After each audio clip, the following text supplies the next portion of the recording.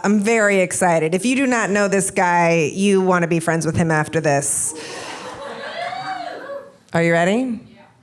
Yeah, shall we? Please give it up for Kareem.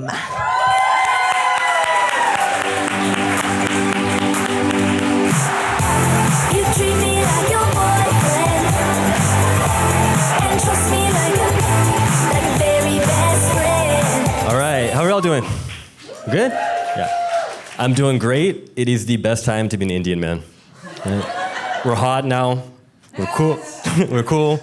And finally matching with white women on Hinge. Right. This happened a lot. I matched with a white woman on Hinge, looked through her profile, and there's always a photo of her looking just a little too excited to be wearing a sari. Yeah, I'm like, I don't know how to feel about that, right? Am I just a fetish to you? I feel so used. And I'm really into it. Because fuck it, I'll wear a bindi, I don't care, right? Like, I'm Muslim, but I'm also a fuckboy. And I'm not above getting an Om sign tattoo for pussy. And I'm excited that my white friends are into my culture now. Like, I love seeing them try Indian food for the first time. It's amazing, because they always compare it to food that they're used to, right? So they'll be like, oh, this tastes like a pancake. I'm like, yeah. They'll be like, oh, this tastes like a wafer. Like, yeah. And what do you call this crispy pocket? I'm like, that's a mango. I don't know what the fuck you're talking about. So I wasn't always comfortable bringing my white friends home. Like, first time I did, I was 7. I brought my friend Tanner home. Yeah, no, for real. For real. I was super nervous, but my mom was really sweet. She made a big bowl of samosas, right? And she knew the drill. She's been here long enough. So she's not going to call them samosas. She'll be like, Tanner, I made you a nice bowl of spiced fritters. I hope you enjoy. Right? And he did. He loved it. He had a great time. I was afraid. I thought he was going to judge me. I thought he was going to make fun of us. But he didn't. He saw us, and he celebrated us. It was beautiful. Yeah. And it was a beautiful moment until my dad got up, went to the bathroom, and took the loudest shit this poor white boy's ever heard in his life. It was crazy. There was some fumes coming from under the drawer, like a smoke machine. Tanner's crying. He's calling his dad to pick him up. My dad gets out of the bathroom, walks over, and he's like, oh, leaving so soon? He goes to shake his hand. But his hands were wet because we were too cheap for hand towels. I thought this was normal. Like, I thought everyone shat like this. Until I dated my first white woman. She brought me home for dinner one day. It was really sweet. She had a nice spread, fritters, wafers, crispy pockets, the hits, you know? And I went to the bathroom. It was the most beautiful bathroom I've seen in my life. Like, the softest hand towels, live, laugh, love poster. It smelled amazing, right? She had so many candles, and the exotic kind too, right? Turmeric, ginger, lemongrass. White people like spice too. Right? But you know how I knew she was a spicy white? She told me she had IBS. Yeah.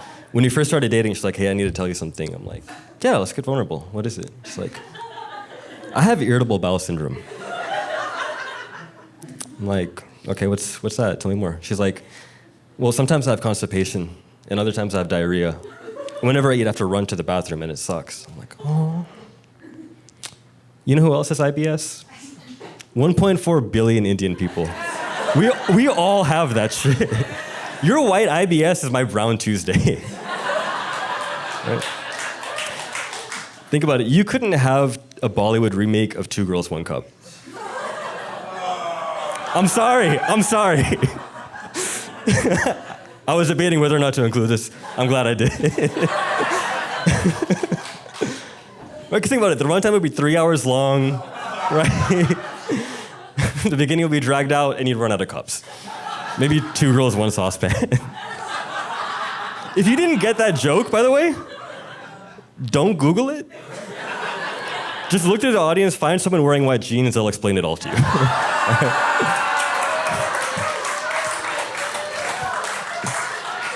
Anyone here have a bidet? Make some noise if you have a bidet.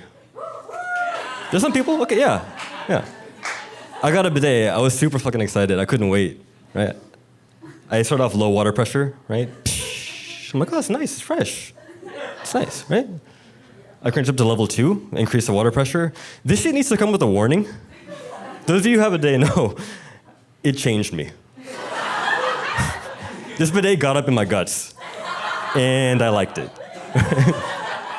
I got a bidet to save time. 20 minutes goes by. I'm exhausted. There's water everywhere. I came 3 times. It's ridiculous. Then from across the wall, I hear my neighbor flush his toilet. He heard everything. He heard the farts. He heard the sprays. He heard the moans. I was so embarrassed. I was so fucking embarrassed. A couple days later, Brown Tuesday rolls around. I have to take a shit again. And I'm ashamed, right? I go back to level 1. Those of you who have a bidet, you know how hard it is to go back to level 1 once you've had your back blown out by level 2. It just doesn't hit the same anymore. But I'm ashamed, so I'm sitting there, level 1. And this time from across the wall, I don't hear a flush. You know what I hear? Psh, I'm like, did this motherfucker get a bidet? He heard everything that was happening. He's like, all right, I'll have what he's having. Right? So now he's spraying. I'm like, fuck it, I'll spray louder. I'm spraying louder. He's moaning. I'm moaning louder. And we're 2 straight men. Right? But at 8:30 in the morning, from across those walls, we've been coming together every day. Thank you all so much.